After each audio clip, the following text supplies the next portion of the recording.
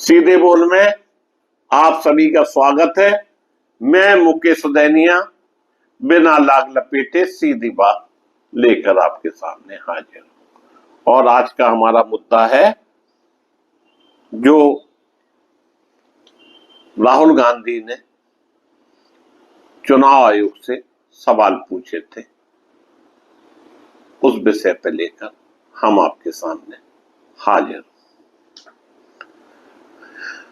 महाराष्ट्र में जो चुनाव हुए हैं और राहुल गांधी ने चुनाव आयोग को पत्र भी लिखा था और उसी पत्र का जवाब भी चुनाव आयोग ने दिया है। अगर वास्तविक रूप से चुनाव आयोग ने गलत किया है तो इसे कोर्ट में चुनौती क्यों नहीं दी जा रही है? बार बार यही रात क्यों अलापा जा रहा है, जबकि बिहार में चुनाव हैं? क्या इसी तरह के मुद्दे हावी रहेंगे? यह एक बड़ा सवाल है। राहुल गांधी ने लिखा कि भाजपा उनके सहयोगियों ने महाराष्ट्र में चुनाव जीतने के लिए 5 स्टेप की प्लानिंग की थी, यानी चुनाव जीतने के लिए मैच फिक्सिंग किया था। कांग्रेस नेता ने यह कहा कि महाराष्ट्र की तरह की मैच फिक्सिंग अगली बार बिहार में होगी, फिर किसी भी राज्य में जहां भाजपा हारती दिख रही हो। लगातार तीसरी बार लोकसभा चुनाव और कई राज्यों में विधानसभा चुनाव हारने से भी कांग्रेस ने कोई सबक नहीं सीखा है और मुद्दों पर बात नहीं होती है।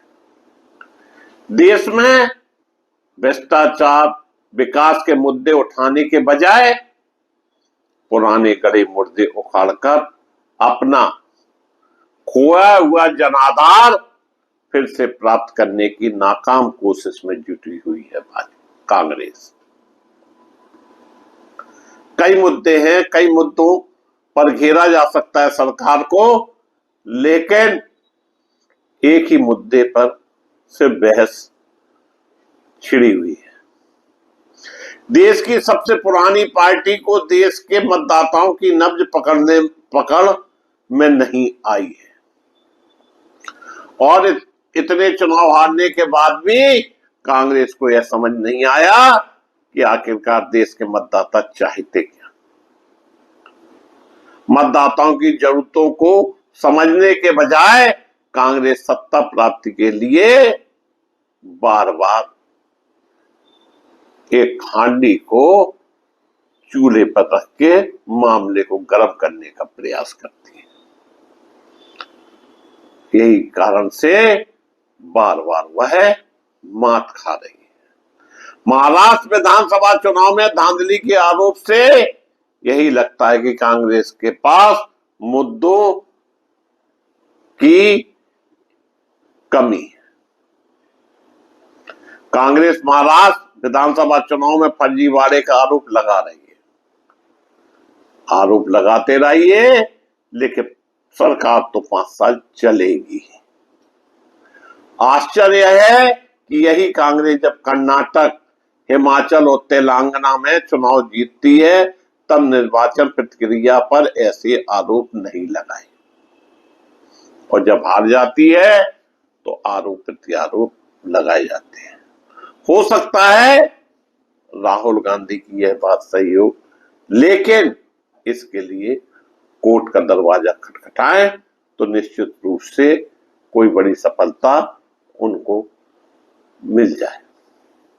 कांग्रेस नेता राहुल गांधी ने महाराष्ट्र विधानसभा चुनाव को लेकर फिर से एक बड़ा आरोप लगाया है। उन्होंने 5 स्टेप में महाराष्ट्र चुनाव में फिक्सिंग की बात कही है। चुनाव आयोग ने राहुल गांधी के आरोपों का जवाब देते हुए उनके सभी दावों को बेबुनियाद बताया है। बेबुनियाद तो चुनाव आयोग बता ही देगा, परंतु सवाल यह भी उठ रहे हैं कि जब सुप्रीम कोर्ट ने एक कमेटी बनाई थी जिसमें chief justice of supreme court और 2 अन्य सदस्य रहेंगे, तो फिर इसमें संशोधन क्यों किया गया? कहीं ना कहीं तो सवालों में दम है, परंतु यह मुद्दा नहीं है।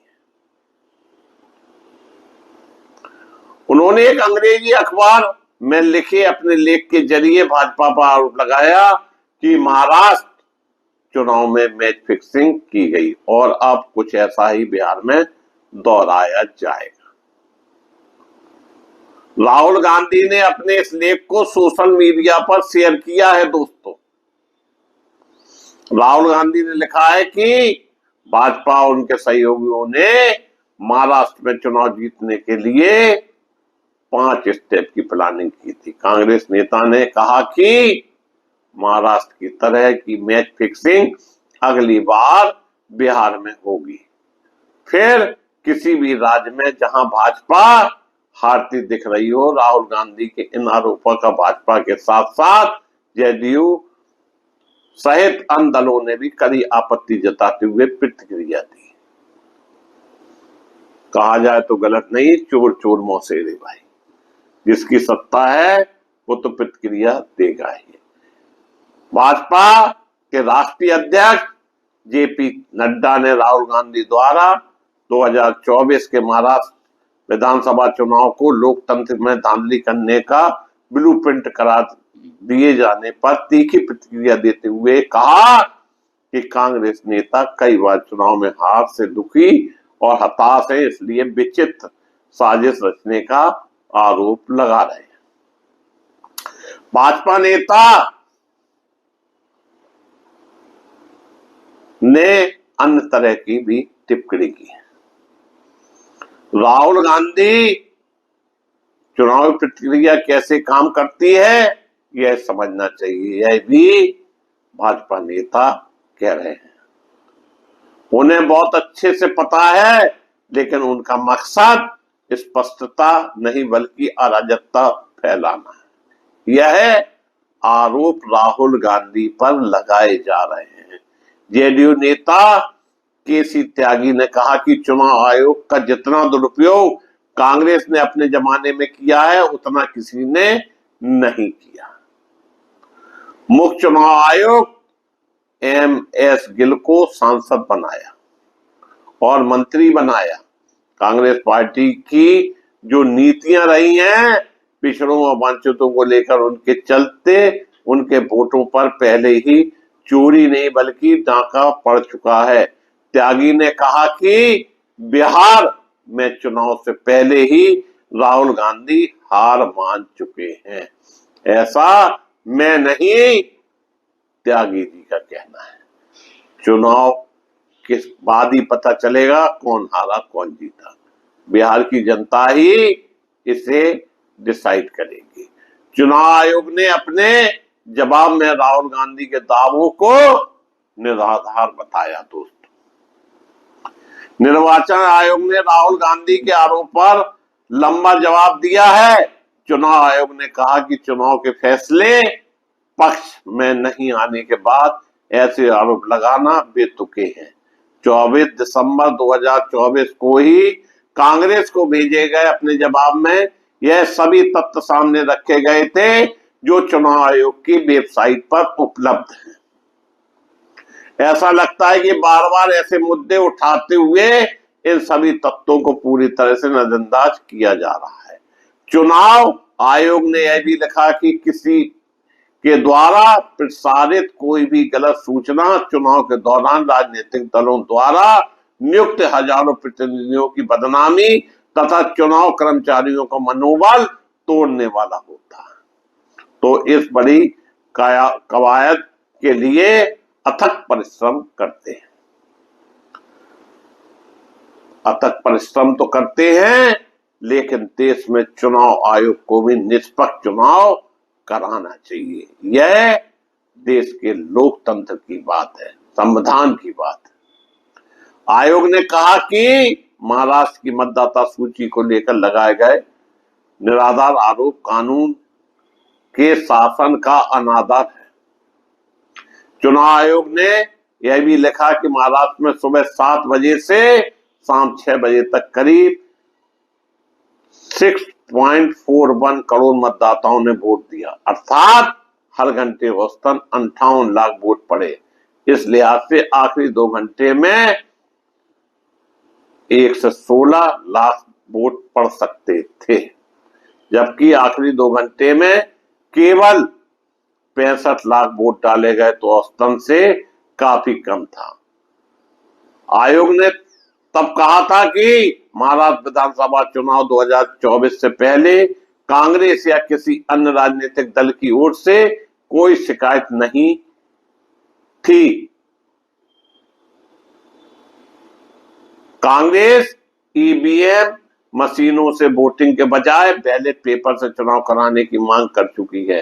कांग्रेस का आरोप था कि ईवीएम मशीनों में हेराफेरी की गई है। सुप्रीम कोर्ट ने अप्रैल 2024 में कई याचिकाओं को खारिज कर दिया था। इन याचिकाओं में चुनाव के दौरान सभी ईवीएम के जरिए डाले गए वोटों का मिलान,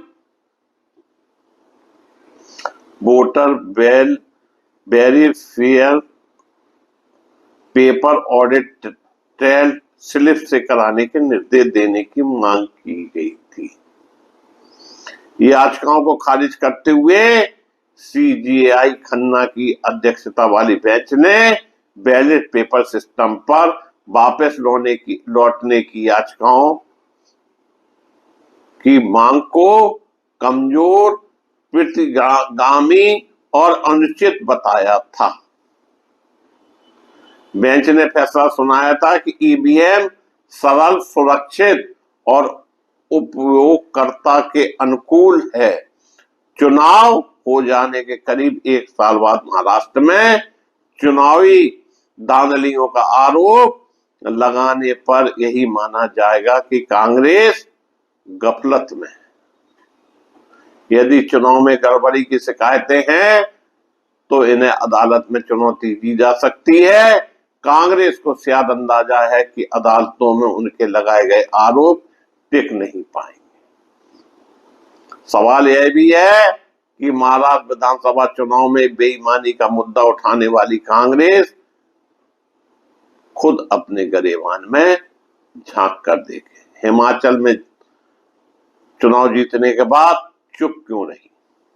कांग्रेस इन तीनों राज्यों में फिर से मतदान कराने या चुनाव आयोग पर भाजपा के इशारों पर काम करने का आरोप क्यों नहीं लगाया? कांग्रेस मौजूदा ज्वलंत मुद्दों पर शायद भाजपा का सामना नहीं कर सके। यही वजह है कि ऐसे पुराने किसी पिटे मुद्दा उठाकर बिहार चुनाव जीतने की कवायद में जुटी हुई है। दोस्तों, मुद्दा कांग्रेस या भाजपा का नहीं है, मुद्दा चुनाव आयोग से पूछे गए सवालों का है। वहीं अगर कांग्रेस उनसे लिस्ट मांग रही है तो उन्हें लिस्ट देना चाहिए, ताकि किसी भी शिकायत का ठीक ढंग से निराकरण हो जाए। और अगर निष्पक्ष देश में चुनाव होते हैं तो निश्चित रूप से देश मजबूत होता है। मैं मुकेश सुदैनिया पुनः अपनी बात समाप्त करता हुआ आप सभी को धन्यवाद देता हूं।